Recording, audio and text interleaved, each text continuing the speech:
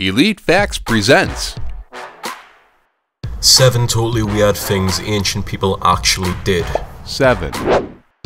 Crazy hair dye.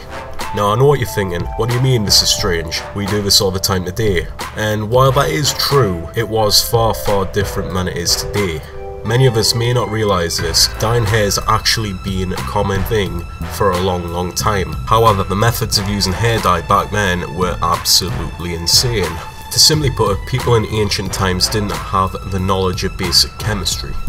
This, as you'd probably expect, led them to use many problematic substances for beautifying purposes. Some people back in the day did use plant ingredients for their hair dye, which was considered a safe alternative when it came to dyeing hair back then.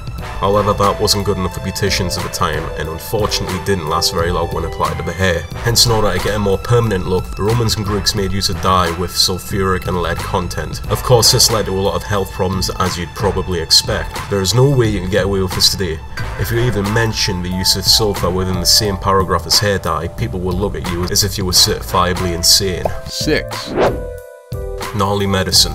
If you've seen our video on medical treatments from the past, you'll know that medical treatments from prior to 1920 were pretty grim to say the very least. The ingredients in our medication today may cause some side effects, however, if we were living in ancient times, the side effects may not be so worrisome. This is because we would probably be too busy worrying whether one of the ingredients was actually dung or not. Believe it or not, crocodile dung was actually believed to contain contraceptive properties back in ancient Greece. Women would go so far as to put it inside of themselves if they weren't ready to conceive. Yeah, pretty nasty, right? Needless to say, there seems to be more reasons to thank the creator of the little white pill. But it doesn't just stop at ancient Greece. Egyptian warriors were known to put animal dung on their injuries and wounds. Yeah, that's how much faith they had in medical treatments, as they believed that this would help with disinfecting the wound and provide healing as well.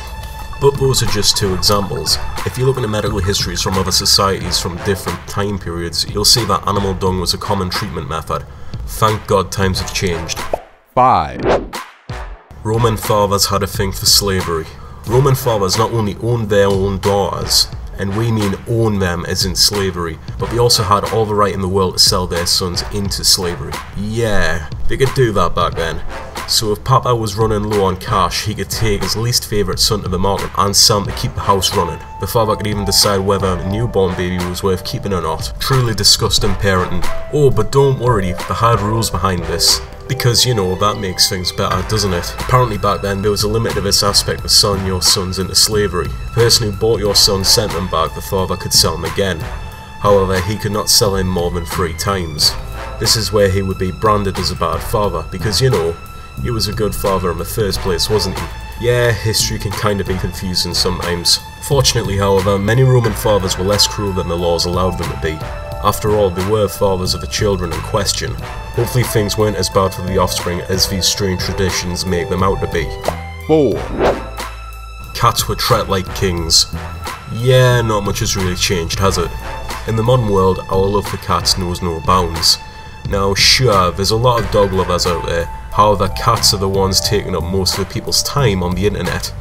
Now you'd think we were crazy about them, however, we look normal in comparison to the ancient Egyptians when it comes to our feline friends.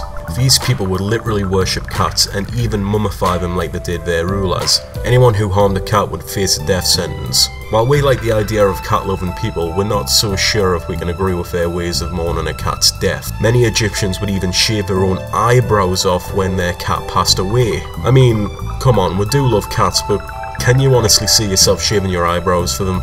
Yeah, I didn't think so. 3. Roman public toilets.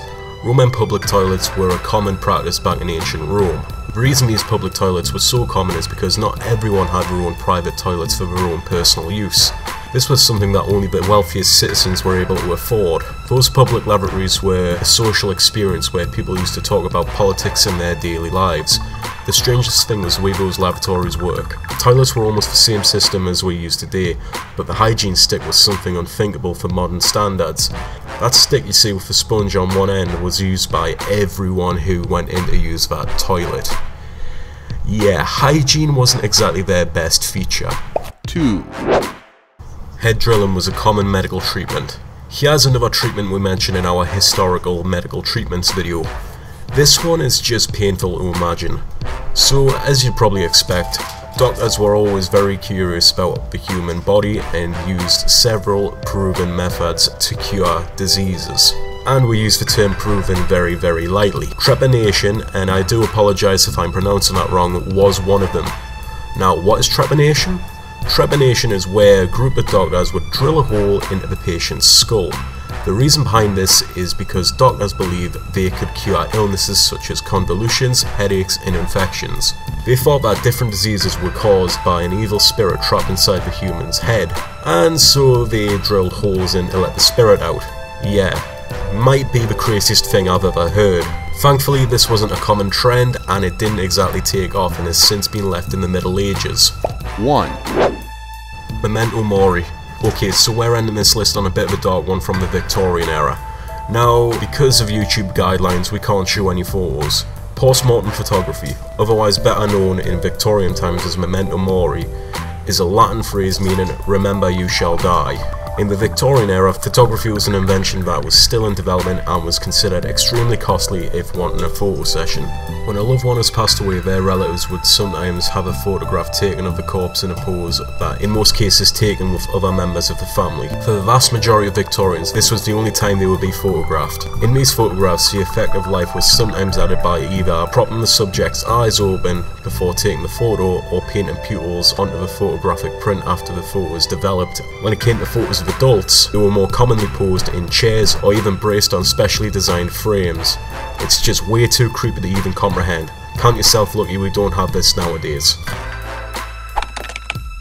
Don't forget to like us and subscribe for more elite facts.